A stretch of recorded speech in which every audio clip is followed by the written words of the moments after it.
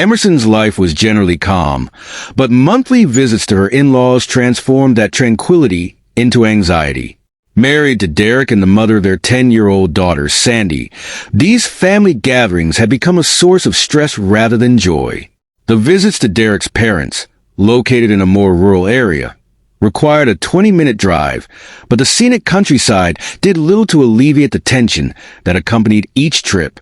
Emerson often felt overwhelmed by her mother-in-law's critical behavior, particularly when it came to her parenting and household abilities.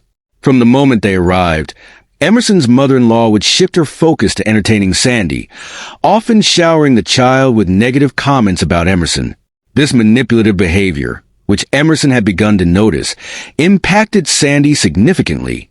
There were instances when Sandy, influenced by her grandmother's words, expressed disdain for her mother, shouting hurtful things like, "I hate you," "Go away." These moments felt like emotional daggers to Emerson, leading her to a breaking point. After one particularly painful incident, Emerson broke down at home. Derek, caught off guard by his daughter's harsh words, attempted to understand the situation.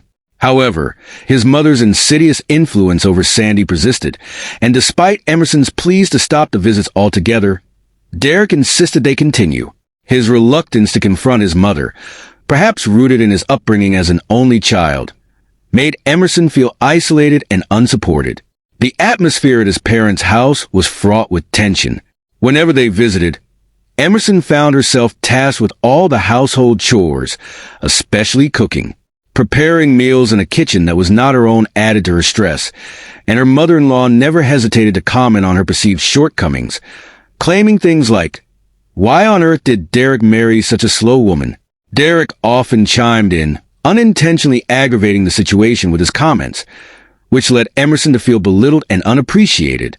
The strain reached its peak on one drive home after another exhausting visit.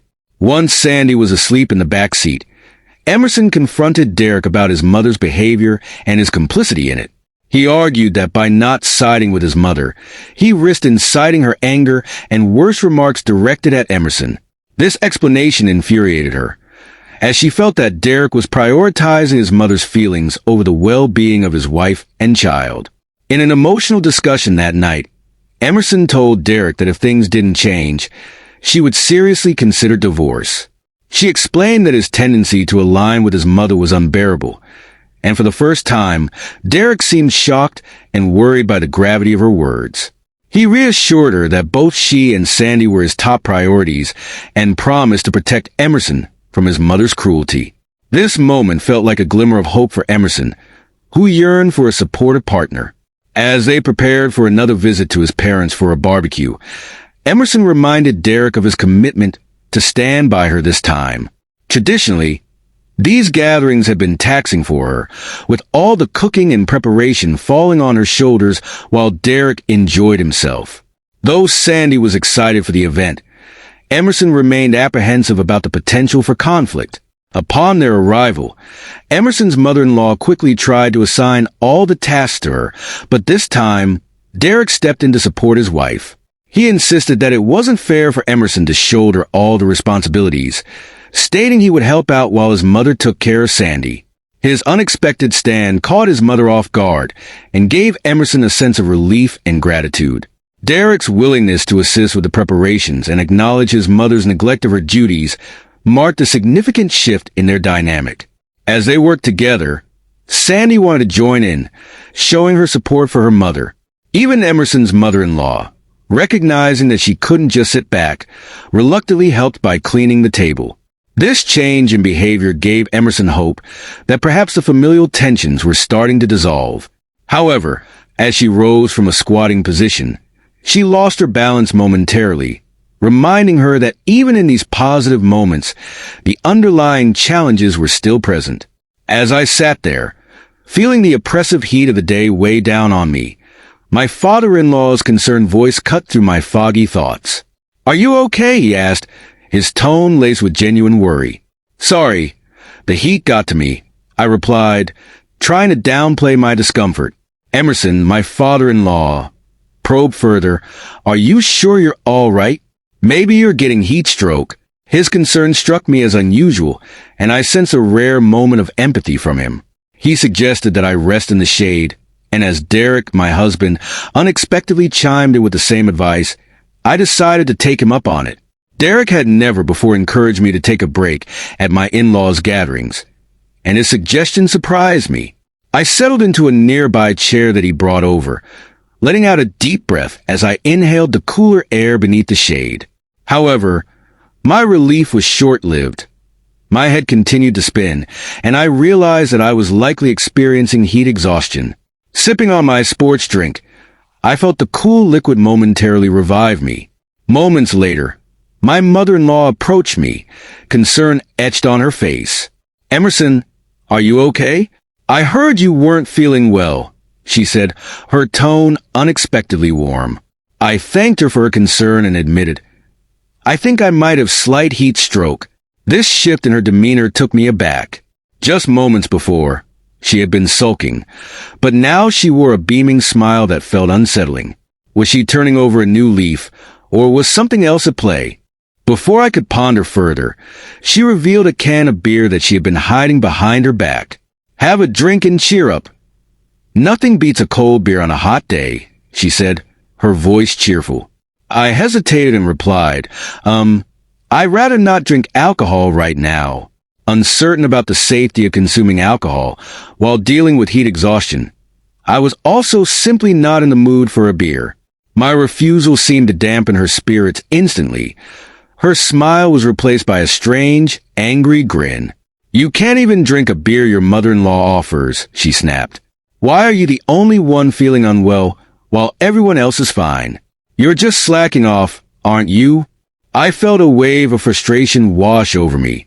"I'm not slacking off. Maybe I didn't hydrate enough while preparing for the event, but heat exhaustion affects everyone differently," I countered, trying to assert myself. Ignoring my explanation, my mother-in-law suddenly cracked open the beer and poured it over my head, the cold liquid cascading down my hair and soaking my shirt. "A daughter-in-law who slacks off is unacceptable. If you're going to take a break, then leave," she yelled. Stunned and humiliated, I glared at her as the beer dripped down my face and body, and I resolved to leave this place. I leaned against the wall, preparing to storm off, but my father-in-law intervened, stepping in front of me. Emerson wasn't slacking off. "She got sick from working so hard on the preparations," he declared, directing his anger at my mother-in-law. Both she and I were taken aback by the intensity of his voice, which revealed a side of him I had never seen before. "I've wanted to stop you from bullying Emerson for a long time, but I didn't know how to say it. Enough of this childish nonsense. If anyone is leaving, it's you," he said, his voice rising as he stormed away. He returned moments later with a towel for me. My mother-in-law stood there, stunned, as he continued to assert himself. "You should go take a shower." "Don't hesitate," he ordered. Her eyes widened in disbelief, and she screeched, "Why? I was bullied by my mother-in-law too when she was alive. Why are you siding with Emerson now when you never stood up for me?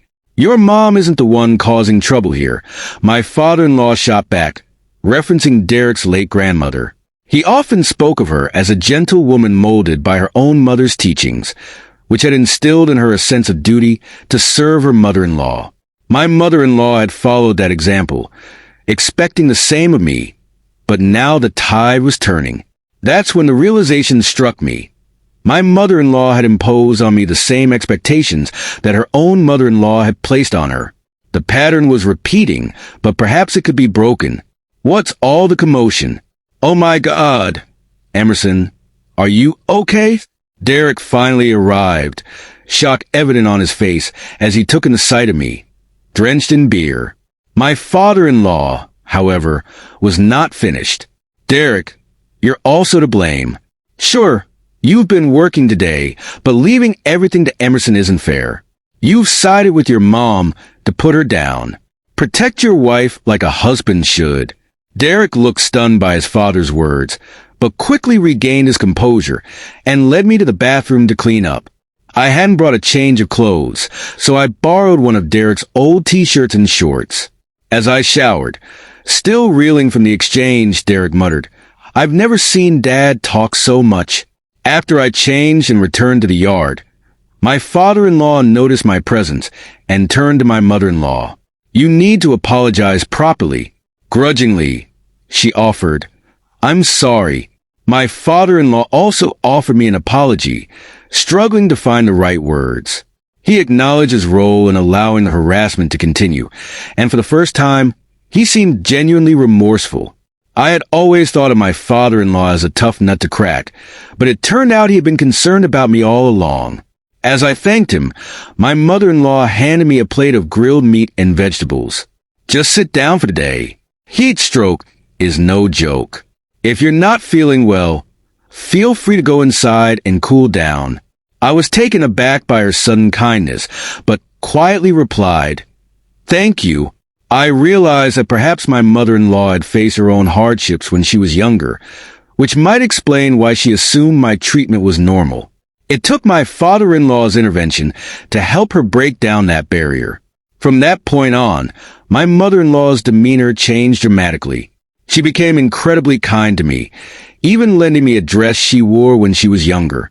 "This might not be the latest style, but wear this for your ride home," she said, handing me the retro-style dress. "This is super cute." "Thank you," I exclaimed, feeling a wave of gratitude as I admired the dress.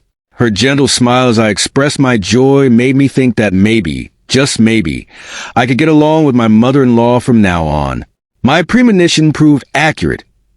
Ever since the barbecue incident, my mother-in-law stopped mistreating me. Our relationship transformed, allowing us to live peacefully with the in-laws, bridging the gap that had once divided us.